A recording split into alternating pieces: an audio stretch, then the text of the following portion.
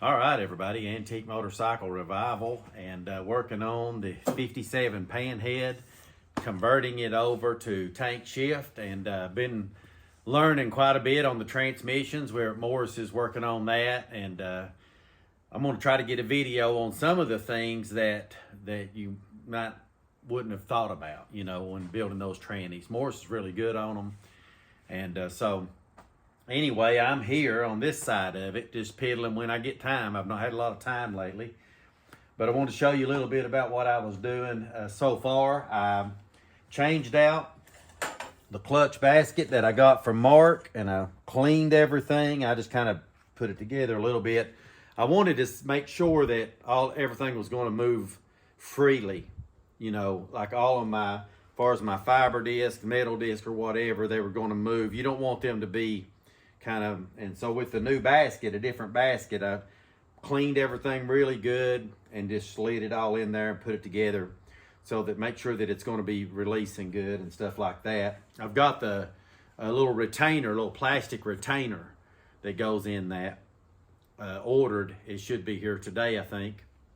And whenever I put that together, I'll show you. It keeps you from having drag on them, and I'll show you how that works as we get a little closer. One of the things that I shared with you was the brake rod and the lever there on this side.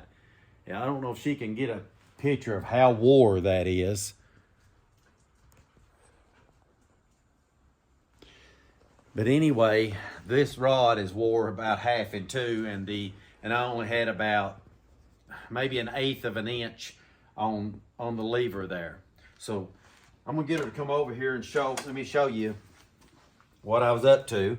While in Denton, I changed this. I got me a rod. This is not a OEM, but it was a new one. Still had the sticker there on it. I got a rod for it, and then I took this lever off here, and you have to come down here a little bit closer.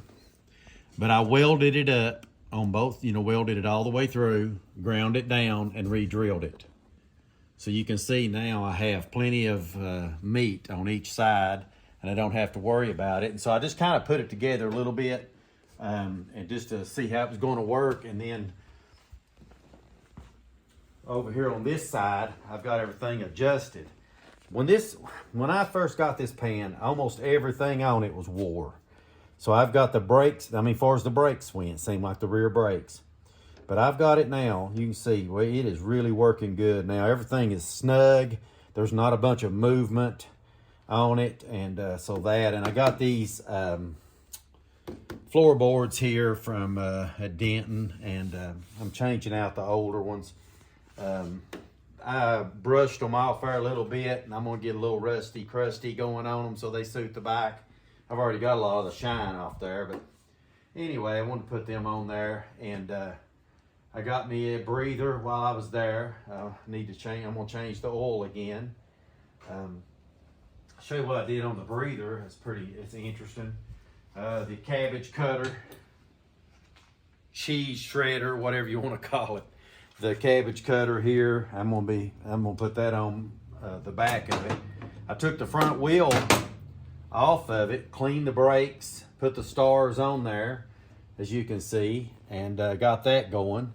Then around on this side, I got the lever that I picked up for this, which is not, I don't have all the pieces. I've had to order on this right here. I've had to order that, but you can see how cool that's going to be, everybody. It's going to be awesome. And and I've been just trying to put stuff together. Another thing that was wore out completely on this, and this is, you can see how tight this is now. There's no play in it anymore, like here. It was sloppy. And then I took in this bracket was broke here.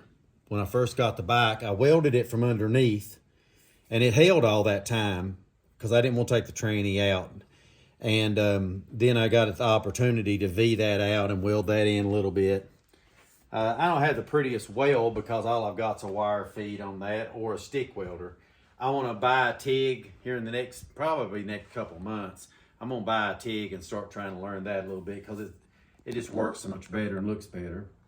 But anyway, after that, I want to show you the primary chain that come off of this thing and how wore out that it was. I've got replacement chains for both of them, but come here and check this out.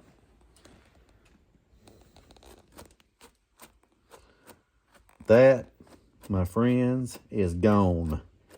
I mean, wore completely out. Probably didn't like a whole lot from breaking. And so I got that. I got the chains. I've got this, my foot clutch here, rocker clutch, whatever you want to call it. But the rocker, it's already been rebuilt, so it's ready to go. It's gonna be really nice. The tranny's doing good. I'll show you a little something on this and what I did to the breather. I got this part of it, and it's something else. I'll show you some other stuff on the transmission. This is just a washer that I've got the blue tape in there for.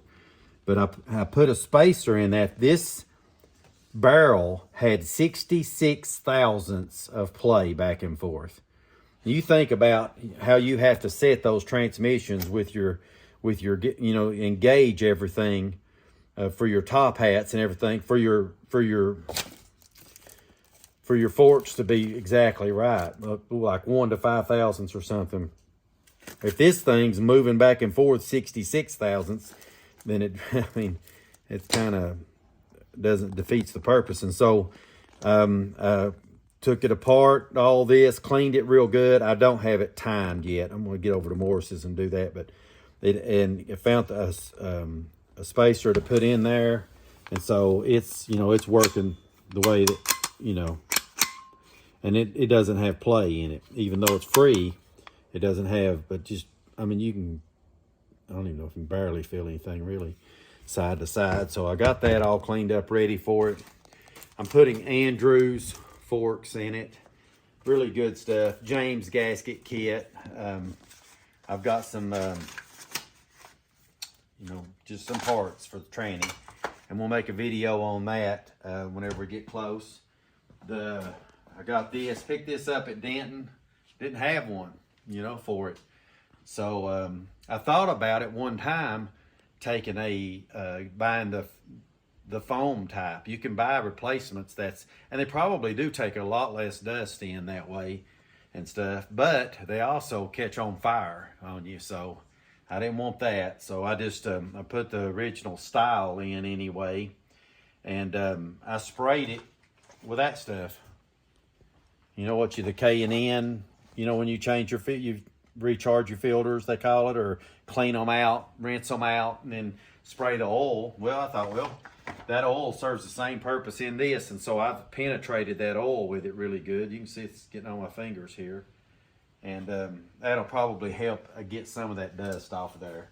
I'm gonna put that back on here in a day or two, and so that's sort of where I'm at right now. Like I said, I haven't had a whole lot of time to do anything, but got the pan close, super close, and so expecting the rest of the parts in for the transmission. And I'm gonna try to get a video while I'm at Morris's house and some of the stuff that he showed me that needed to be better. He's real finicky on that stuff, but it's good because it needs to be close.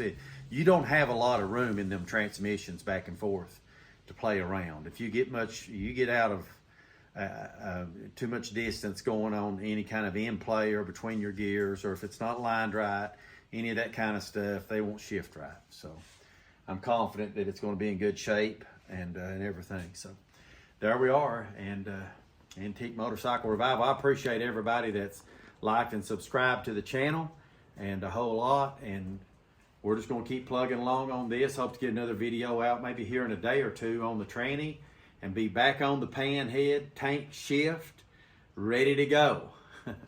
We'll see you then.